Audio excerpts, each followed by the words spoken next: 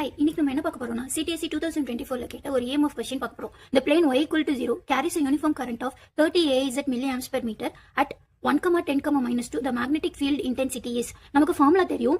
when z equal to 0 planeல magnetic field intensity H equal to 1/2 k into an when z greater than 0 minus 1/2 k into an when z less than 0. ஓகேவா? இப்போ வந்துட்டு இது z பிளேனுக்கு இருக்கு. நம்ம வந்துட்டு y பிளேனுக்கு இப்போ நம்ம மாத்திப்போம். y equal to 0 இருக்கும்போது 1/2 into k into an when y greater than 0 minus 1/2 k into an when y less than 0. ஓகேவா? இங்க an வந்துட்டு என்னன்னா unit normal vector.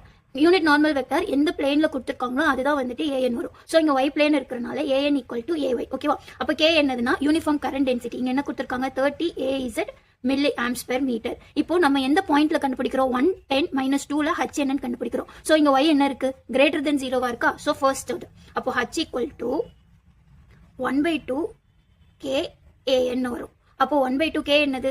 30 AZ into an வந்துட்டு ay. ஓகேவா? அப்போ நம்மளுக்கு h என்ன வரும்? 15 AZ into ay. நம்மளுக்கு கிராஸ் ப்ராடக்ட் தெரியும். x into y equal to z, y into z equal to x, z into x equal to y. ஓகேவா? இப்போ என்ன இருக்கு? இப்போ y-யும் z-ம் தான் இருக்கு. பட் ஆனா என்ன ரிவர்ஸ் டைரக்ஷன்ல இருக்கு. So minus. So 15 of minus ax வரும். ஸோ என்னது? minus 15 AX milli amps per meter.